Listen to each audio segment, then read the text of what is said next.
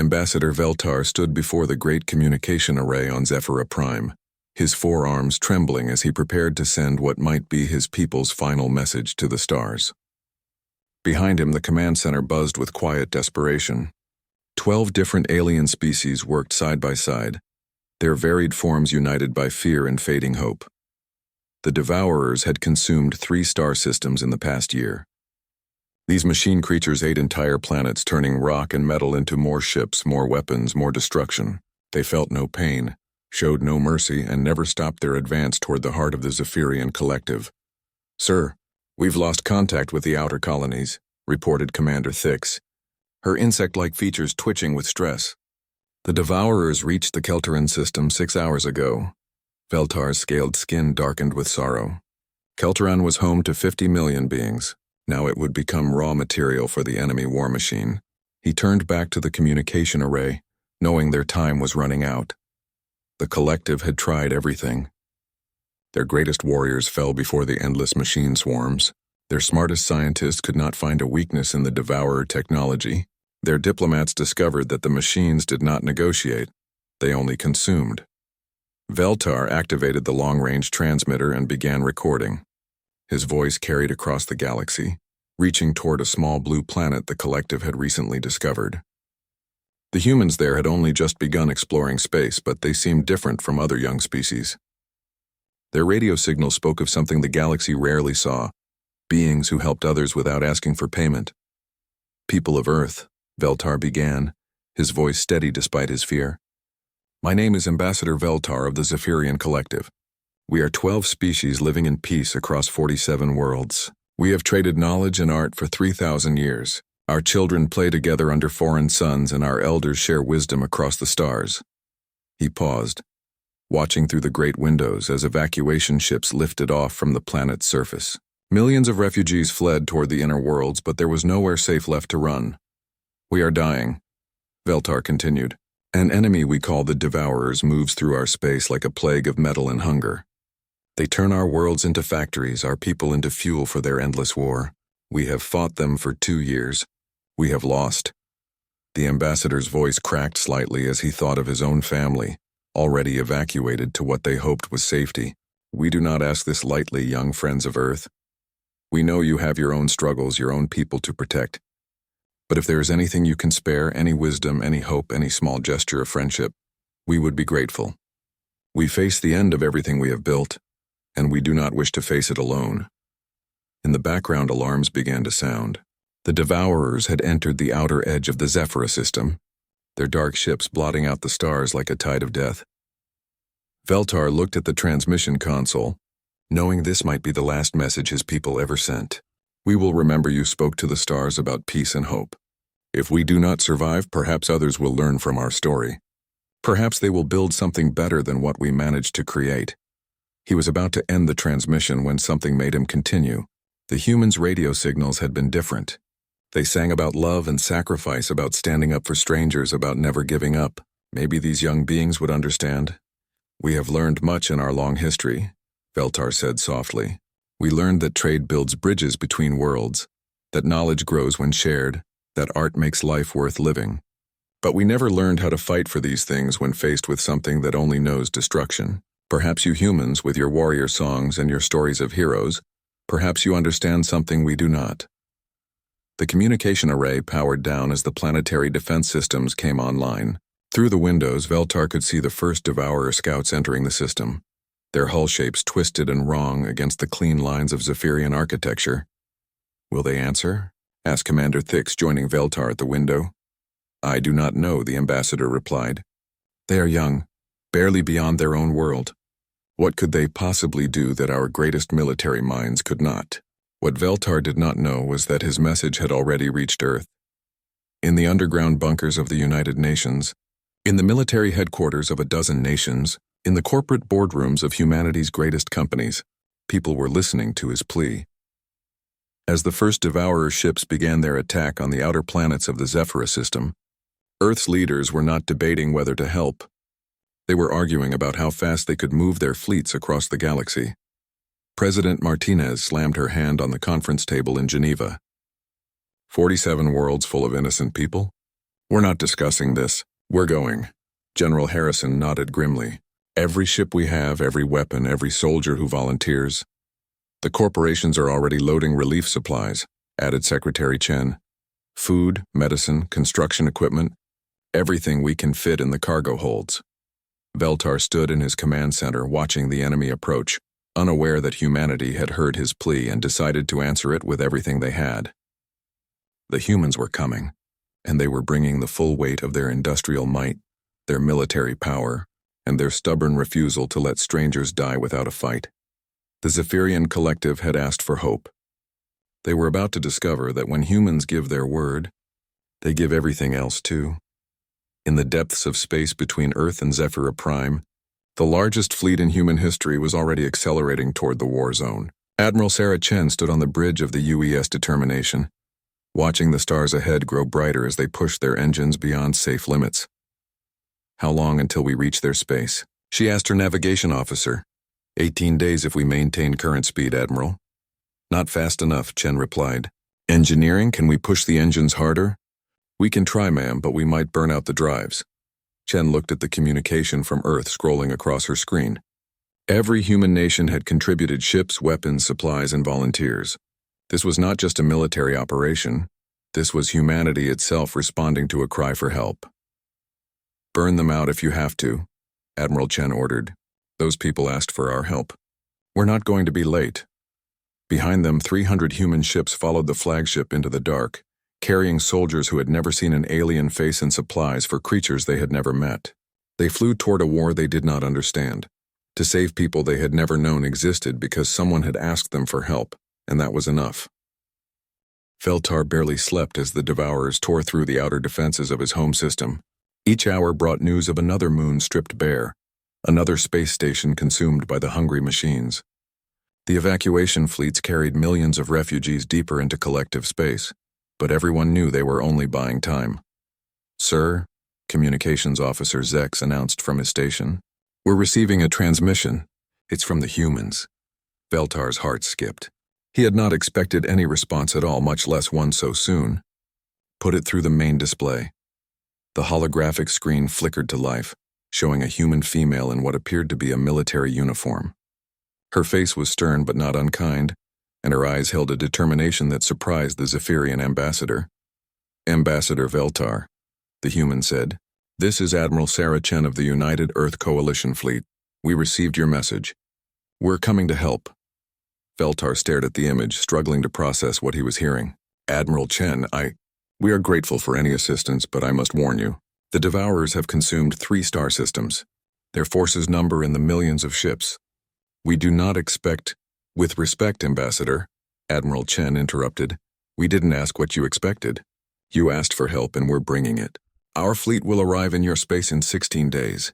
We need you to coordinate with our advanced teams for refugee evacuation and supply distribution. Your fleet? Veltar repeated weakly. How many ships? Admiral Chen's expression grew grim. All of them. The transmission ended, leaving the Zephyrian command center in stunned silence. Commander Thix was the first to speak.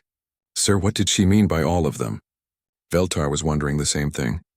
The collective's intelligence report suggested that humanity had perhaps 50 space-capable military vessels. Even if they brought every ship, what could 50 vessels do against millions? The answer came 8 days later, when the first human scouts arrived at the edge of Zephyrian space. The detection officer's voice rose in disbelief as he read his instruments. Sir, I'm reading multiple hyperspace signatures, big ones. The humans are coming out of FTL Drive. The main display activated, showing the tactical view of local space. Veltar watched in amazement as human ships began appearing, first dozens, then hundreds. The vessels were crude compared to Zephyrian designs, all sharp angles and heavy armor, but they kept coming. And coming, and coming. How many ships are there? Commander Thix whispered. The detection officer checked his readings 3 times before answering. Over 3,000, ma'am. And more are arriving every hour. Veltar could not believe what he was seeing. Earth had sent more ships than some member worlds of the collective possessed in their entire navies. But the humans were not finished. Sir, we're receiving another transmission, Zex announced. This time the display showed a human male with graying hair and kind eyes. Ambassador Veltar, this is Dr. Marcus Webb. Coordinator of Earth Relief Operations. Our medical ships are standing by to receive wounded, and our construction vessels are ready to begin building temporary shelters for your refugees. We've brought enough supplies to feed and house 10 million beings for 6 months. Veltar's primary arms shook as he tried to respond. Dr. Webb, this is extraordinary. But how did you manage to assemble such a force so quickly? Dr. Webb smiled, the first genuine smile Veltar had seen in months. Ambassador, when someone asks humanity for help, we don't send a committee to study the problem. We send everything we have and figure out the details later. As if to prove his point, the tactical display began showing additional human vessels arriving. These were not military ships, but converted cargo haulers, passenger liners, and industrial vessels. Each one bristled with weapons that had clearly been added in haste, and their holds were packed with supplies. Every corporation on Earth contributed, Dr. Webb continued. McDonald's sent food preparation equipment. Boeing provided construction materials. Sony brought entertainment systems for the refugee camps. Even the local garden clubs donated seeds to help replant your agricultural worlds. Veltar felt something he had not experienced in years. Hope. Dr. Webb, I must ask, why? Why would your people do this for strangers? The human doctor looked confused by the question. Because you asked us to. Because people are dying. Because if we don't help, who will? Over the following days, Veltar watched the human relief operation unfold with growing amazement. Admiral Chen's warships formed defensive perimeters around the refugee fleets while Dr. Webb's medical teams treated wounded aliens they had never seen before. Human engineers worked alongside Zephyrian technicians to modify their equipment for different alien biologies. The cultural differences were startling. Zephyrian military doctrine emphasized careful planning and minimal casualties. Human doctrine seemed to emphasize overwhelming force applied as quickly as possible. Where collective forces would send a squadron, the humans sent a fleet. Where Zephyrian protocols called for negotiation, human protocols called for attack. Captain Rodriguez of the UES Wolverine demonstrated this during a briefing with collective commanders. You've been fighting defensively for 2 years, he said, studying the tactical displays. Always reacting to their moves, always trying to minimize losses. That's not how you win against machines. General Corvin, the collective's senior military commander, bristled at the implied criticism. We have saved millions of lives through careful strategy. And lost billions, Rodriguez replied bluntly. The Devourers don't feel pain, don't get tired, don't make mistakes. You can't beat them by being careful. You beat them by being crazy. Crazy? General Corvin looked confused. Admiral Chen joined the discussion. Captain Rodriguez means unpredictable. The Devourers are artificial intelligences. They calculate optimal responses based on logical behavior. Humans don't always act logically. To demonstrate, Chen showed them the human battle plan for the upcoming engagement. Instead of the careful defensive strategies the collective had employed, the human plan called for immediate aggressive strikes against the Devourer supply lines, followed by simultaneous attacks from multiple directions designed to split the enemy forces.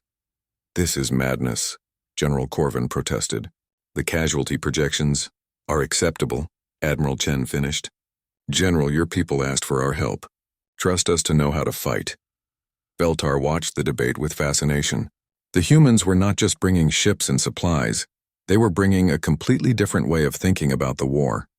Where the collective saw an overwhelming enemy that required careful maneuvering, the humans saw a problem that required a direct solution. Admiral, Veltar said quietly, what if your strategy fails? Chen turned to him with that same determined expression he had seen in their first transmission. Ambassador, failure is not an option. Your people asked for our help and we gave our word. Humans don't break their promises. As the combined human and collective fleets prepared for battle, Veltar realized that his desperate plea had brought more than military assistance. The humans had brought something the galaxy rarely saw. Beings who would risk everything for strangers, simply because it was the right thing to do.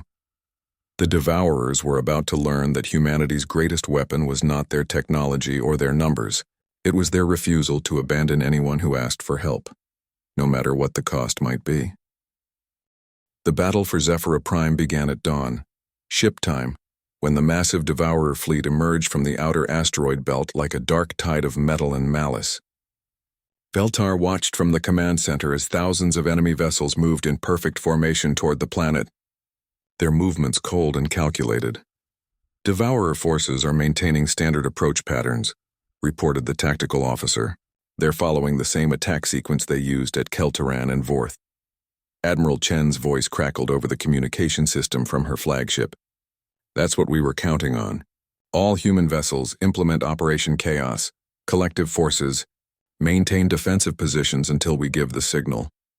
Veltar had seen the human battle plan, but watching it unfold was something entirely different. Instead of meeting the Devourers head-on like every previous engagement, the human ships scattered in what appeared to be random directions. "What are they doing?" General Corvin demanded. "They're abandoning formation!" On the tactical display, human vessels broke into small groups and began attacking the Devourer fleet from impossible angles. Captain Rodriguez led his squadron in a straight dive through the enemy formation, firing everything he had before spinning away in a maneuver that should have been suicide. Commander Jackson's destroyers attacked in waves, hitting the same targets repeatedly, but from different directions each time. The Devourers responded as they always did, with logical, calculated movements designed to minimize losses while maximizing efficiency. But their artificial minds had been programmed to fight predictable enemies who valued their own lives above victory. "UES Wolverine to all units." Rodriguez's voice came over the speakers. "These machines want to play chess. Let's play poker instead." What followed was unlike any space battle in recorded history. The humans fought with emotion instead of logic, taking risks that made no mathematical sense but somehow worked. Lieutenant Hayes flew her fighter directly into a Devourer mothership's docking bay and detonated her reactor core from the inside. The explosion crippled a vessel that had been destroying collective ships with ease. "That pilot just killed herself," Commander Thix observed, her insect features showing confusion. "She saved 1,000 lives doing it," Admiral Chen replied from the communication channel. "In human mathematics, that's not sacrifice, that's profit." The Devourers began making mistakes. Their programming could not predict human behavior, because humans kept doing things that appeared stupid but achieved tactical advantages. When the machines calculated that human ships would retreat from overwhelming force, the humans charged instead. When logic suggested the humans would protect their larger vessels, they used them as shields for smaller craft. Veltar watched Commander Sarah Martinez ram her cruiser into a Devourer factory ship 3 times its size. Both vessels exploded, but the factory ship had been producing 50 fighters every hour. The trade was tactically sound, but no Zephyrian commander would have made it, because it required accepting certain death. "This is insane," General Corvin muttered as another human captain deliberately overloaded his engines to create an electromagnetic pulse that disabled an entire Devourer squadron. "No," Veltar said quietly, beginning to understand. "This is human." The turning point came when Captain Williams of the UES Defiance received reports that a group of Devourer ships were moving to attack the refugee convoy. The convoy was protected by only a handful of collective vessels, nowhere near enough firepower to stop the enemy force. "All human vessels. This is Defiance," Williams broadcast. "Enemy squadron approaching refugee ships. I'm moving to intercept." Admiral Chen's voice crackled back immediately. "Defiance, that's a suicide run. You're outnumbered 20 to 1. Copy that, Admiral. Tell my wife I love her." Veltar watched in horror and fascination as the single human destroyer accelerated toward the enemy squadron. Williams could not possibly win, but he was buying time for the refugees to escape. The Devourers concentrated their fire on the lone ship, calculating that destroying it would be efficient. They were right about the efficiency. They were wrong about the consequences. "All units, this is Chen." The Admiral's voice carried rage and determination in equal measure. "They just killed Captain Williams. I want that squadron turned into scrap metal. All ships, attack pattern Omega. No survivors." What happened next redefined the concept of overwhelming force. Every human vessel in the system converged on the Devourer squadron that had destroyed the Defiance. They came from every direction at once, firing everything they had with complete disregard for their own safety. The enemy squadron was annihilated in less than 3 minutes. "Admiral," the human tactical officer reported, "Devourer main fleet is changing tactics. They're pulling back into defensive formation." Chen's laughter carried across the communication channel. "They're learning to be afraid. Good. Fear makes you stupid, and stupid is easier to kill." The Devourers were indeed changing their approach. Their artificial intelligences had concluded that human behavior was unpredictable and therefore dangerous. The machines began fighting defensively, trying to minimize their own losses rather than maximize efficiency. But defensive tactics meant they were no longer advancing, and that gave the collective forces time to implement their own plans. General Corvin led a coordinated strike against the Devourer command ships while the humans kept the enemy fleet distracted with their chaotic attacks. Human vessels are engaging the enemy vanguard, reported Commander Thix. They're taking heavy casualties, but they're not retreating. Veltar watched human ships die one after another, their crews fighting to the end rather than surrender. Each loss seemed to make the surviving humans fight harder instead of more carefully. This was completely contrary to every military doctrine the collective had ever studied. "Why don't they withdraw?" General Corvin asked in wonder. Admiral Chen answered from her flagship, which was missing half its armor and trailing atmosphere from multiple hull breaches. "Because withdrawal means the Devourers advance. Advancement means more dead civilians. We didn't come here to survive, General. We came here to win." The battle turned when Lieutenant Commander Patel discovered that the Devourers had a critical weakness. Their networked intelligence made them efficient, but it also made them vulnerable to cascading failures. Patel flew her fighter into the sensor array of a command ship and transmitted a computer virus that the humans had developed during the voyage. The virus spread through the Devourer network like wildfire, causing their coordination to break down. Ships that had moved in perfect harmony began making independent decisions, often contradicting each other. Some vessels attempted to advance while others retreated, creating chaos in their formations. "Now," Admiral Chen broadcast, "all units, full attack! Hit them while they're confused." The combined human and collective fleets struck with everything they had. Devourer ships, deprived of their network coordination, fell to concentrated firepower. The machines that had seemed unstoppable just hours before began dying by the dozens, then by the hundreds. As the last Devourer vessel exploded in the cold void of space, Veltar found himself staring at the tactical display in disbelief. They had won. After 2 years of constant defeat, they had actually won.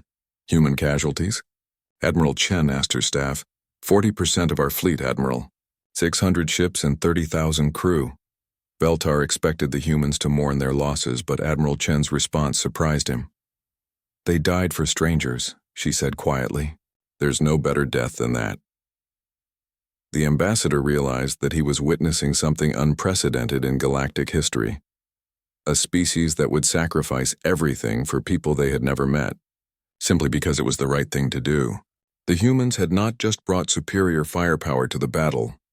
They had brought something the galaxy had forgotten existed: warriors who fought for others rather than themselves. 3 months after the defeat of the Devourers, Veltar stood in what used to be the ruins of Keltaran City and tried to understand what he was seeing. Where twisted metal and rubble had covered the ground just weeks ago, new buildings now rose toward the alien sky. Human construction crews worked alongside Zephyrian engineers, their equipment humming day and night. "The foundation for the new hospital is ready," reported Engineer Colonel Zhang, consulting her datapad. "Dr. Patel says they can begin installing the medical equipment tomorrow." Veltar shook his head in amazement. "Colonel, your people have already done more than we ever asked. The war is over. Why are you still here?" Cheng looked at him with genuine confusion. "Where else would we be? This is reconstruction. The job isn't finished until everyone has a home." This conversation happened dozens of times each day across the former war zone. Everywhere Veltar went, he found humans who seemed unable to understand why the Zephyrian leadership kept expressing surprise at their continued presence. The pattern had started immediately after the battle. While collective officials prepared formal ceremonies to thank the humans for their assistance, Admiral Chen's fleets had begun landing construction equipment on devastated worlds. Medical ships established field hospitals for refugees before anyone had officially requested them. Engineering Corps started rebuilding infrastructure that had been destroyed months earlier. "Sir," Commander Thix approached, carrying yet another report from the human relief teams. "The humans have completed the new water treatment facility on Vorth Prime. It's actually more advanced than what was there before the attack." Veltar accepted the report, though he barely glanced at it. He had stopped reading the detailed accounts of human generosity, because they were becoming impossible to believe. Yesterday, Dr. Sarah Kim had announced that her medical teams had developed treatments for 3 genetic diseases that had plagued the collective for centuries. She had discovered the cures while treating refugees and decided to share them freely with all member worlds. They won't accept payment, Veltar muttered, more to himself than to his aide. What was that, sir? The humans. Every time we try to compensate them for their efforts, they refuse. Admiral Chen told me yesterday that friends don't charge friends for doing the right thing. The ambassador's personal communicator chimed with an incoming message from Earth. These had become a daily occurrence as human corporations. Universities and even school children sent contributions to the reconstruction effort. Another gift, Veltar sighed, activating the message. This time from something called the Tokyo Metropolitan Youth Orchestra. They're sending musical instruments and offering to teach our children human songs. Commander Thix clicked her mandibles in the Zephyrian equivalent of confusion. Why would they want to teach our children their music? I asked Dr. Webb the same question yesterday, Veltar replied. He said that music builds bridges between different peoples. Apparently, humans believe that sharing culture is as important as sharing technology. This cultural exchange was happening everywhere. Human teachers worked in collective schools, learning alien languages while teaching human literature. Zephyrian artists collaborated with human designers to create hybrid architectural styles that were appearing in the rebuilt cities. Even the refugees' camps had become centers of artistic fusion, as different species shared their traditions. But the most profound changes were philosophical. The collective had always operated on the principle of balanced exchange. Trade goods for goods, services for services, knowledge for knowledge. The human approach baffled them completely. Colonel Zhang, Veltar said, approaching the human engineer, I must ask you something that has been troubling me. Of course, Ambassador. Your people have rebuilt 3 cities, established medical centers on 7 worlds, and provided enough food and supplies to last us years. The Collective Council has calculated that we could not repay this debt in a century of trade agreements. Why do you continue? Zhang paused in her work, genuinely considering the question. Ambassador, when your house burns down, do your neighbors help you rebuild it because they expect payment? Well, no, but this is the same thing, Zhang continued. Your home burned down. We're helping you rebuild it. The payment is seeing your children have a place to grow up safely. Veltar was beginning to understand that humans operated under a completely different moral framework than any species the collective had encountered. They seemed to derive satisfaction from helping others, even when, especially when, those others could never return the favor. Dr. Marcus Webb demonstrated this during a visit to the Zephyrian Medical Center he had established. Veltar watched him work with patients whose biology was completely foreign to him, using equipment he had paid for himself, treating injuries that were not his responsibility. Dr. Webb, Veltar said during a break in the medical rounds, you could have returned to Earth months ago. Your own people surely have medical needs. Webb smiled, that same genuine expression that had become familiar to every refugee in the camps. Ambassador, I became a doctor to help people. These are people. The math is pretty simple. But they're not your people, Veltar pressed. Sure they are, Webb replied, checking his notes on a young Kelteran patient. They're sick, I can help them get better, they become my people. Species doesn't really matter when someone is suffering. This attitude was universal among the human relief teams. Captain Jennifer Adams had converted her military transport into a mobile school, teaching refugee children while her crew helped their parents find work. Engineers shared their technical knowledge freely, often staying up all night to train local workers in human construction techniques. The most dramatic example came when the Collective Council offered to name Admiral Chen as an honorary member of their species and grant her a permanent seat in their government. She politely declined. I'm honored by the offer, Chen told the assembled council, but I'm already human. That's enough responsibility for one person. Council Leader Thane pressed the issue. Admiral, you have done more for our people than many of our own leaders. Surely there is some way we can properly acknowledge your sacrifice. Chen considered this seriously before answering. If you want to honor what we've done, then do the same thing for the next species that asks for help. When someone sends out a distress call, don't calculate whether they can pay you back. Just go. Veltar realized that Chen was describing a fundamental shift in how the galaxy might operate. Instead of the careful exchanges that had defined interstellar relations for millennia, she was proposing something revolutionary: unconditional assistance based solely on need. "Admiral," Veltar said quietly, "what if everyone followed that philosophy? Then no one would ever have to send a desperate message into space hoping strangers might care enough to help," Chen replied. As the months passed, Veltar watched this human philosophy spread through the collective like a beneficial infection. Zephyrian merchants began offering aid to struggling colonies without expecting immediate payment. Kelteran scientists shared research that might benefit other worlds. Even the traditionally cautious Fourth Hak started sending relief supplies to border regions affected by natural disasters. The change was gradual but undeniable.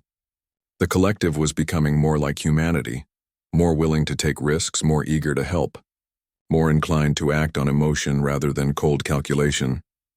"Commander," Veltar said to Thix as they reviewed the latest reconstruction reports, "I think the humans have given us something more valuable than ships or medical supplies." "What's that, sir?" "They've shown us that helping others doesn't make you weaker. It makes you stronger." Outside their window, human and alien children played together in the rebuilt parks of New Kelteran City, their laughter echoing off buildings that represented not just reconstruction, but transformation. The collective was learning to be human, and the galaxy would never be the same. 5 years had passed since that desperate transmission from Zephyra Prime, and Ambassador Veltar could barely recognize the galaxy around him. He stood on the observation deck of the Alliance command station, watching human and alien ships work together in perfect harmony. The sight still amazed him. "The morning briefing is ready, Ambassador," his aide announced. Commander Thix had been promoted to Admiral after establishing the first joint human-alien military academy, but she still insisted on working with Veltar when important decisions needed to be made. "What's the situation report today?" Veltar asked as they walked toward the command center. 3 requests for assistance," Admiral Thix replied, consulting her datapad. "The Andromedans are dealing with a plague on their agricultural worlds. The Centauri Republic is facing pirate attacks along their trade routes, and we received a distress call from the Tau Ceti system, something about an invasion by crystalline entities." Veltar nodded, unsurprised. Ever since the Human-Zephyrian Alliance had formed, distress calls had been arriving regularly from across the galaxy. Word had spread that there was finally a power willing to help others without demanding payment in return. In the command center, Admiral Sarah Chen stood before a holographic display showing the current deployment of Alliance fleets. Her hair had gained more gray over the years, but her eyes still held that same determined fire that had first impressed Veltar. "Morning, Ambassador," Chen greeted him. "I take it you've seen the overnight reports?" 3 new situations, Veltar confirmed. "How do you recommend we respond?" "The same way we always do," Chen replied with a slight smile. "We help them all." This was the new reality. The Alliance maintained 50 mixed fleets of human and alien vessels, each one ready to respond to calls for aid within 48 hours. Medical ships, construction vessels, military escorts, relief supplies, everything needed to transform disaster zones into thriving communities. Dr. Marcus Webb joined the briefing, looking tired but satisfied. He had spent the past month on Rigel 7, establishing medical facilities for refugees from a stellar collapse. His techniques had saved thousands of lives and trained a new generation of alien doctors in human medical philosophy.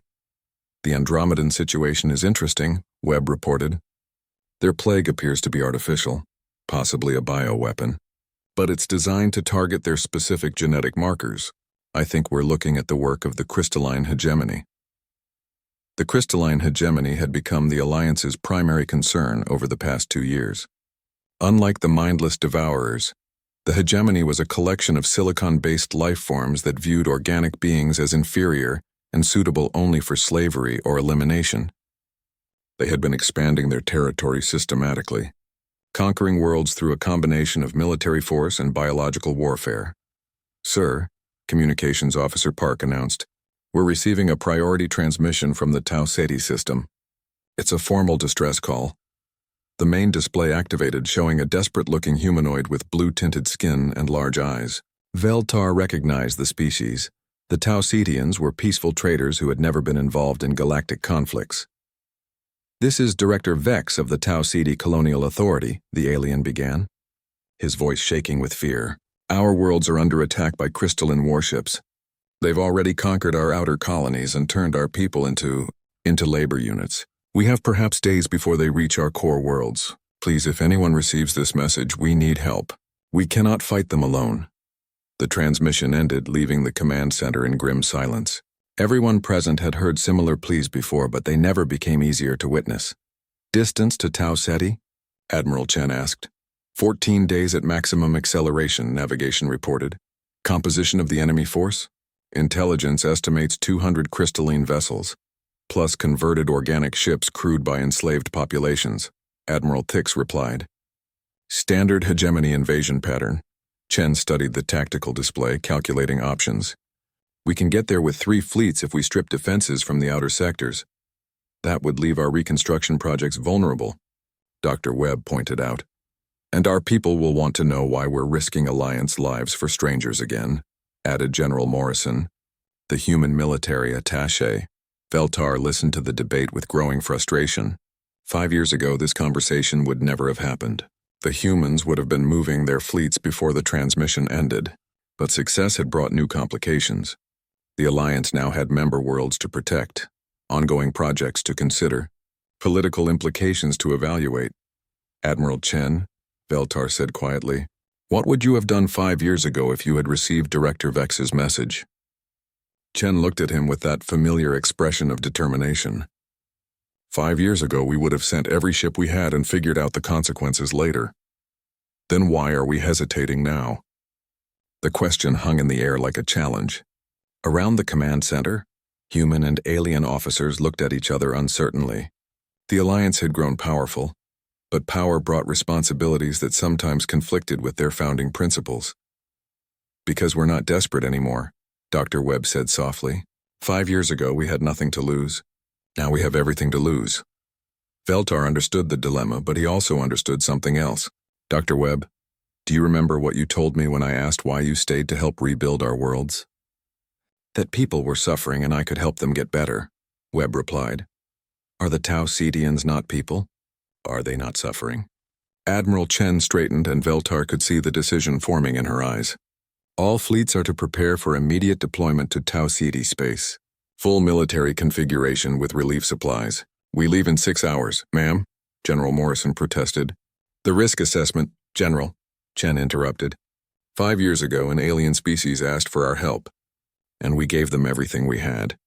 That decision created this alliance, saved billions of lives, and changed the galaxy for the better. I'm not about to abandon that philosophy just because we've gotten comfortable." The command center erupted into controlled chaos as officers began implementing deployment orders. Veltar watched with satisfaction as humans and aliens worked together to prepare another impossible rescue mission.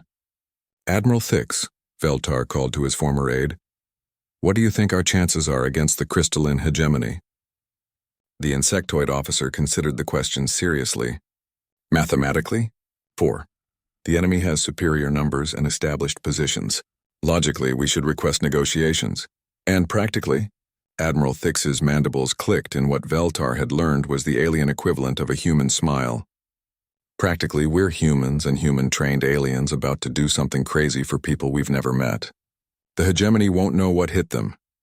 14 days later, the Alliance fleet emerged from hyperspace above Tau Ceti Prime, just as crystalline forces began their final assault on the planet.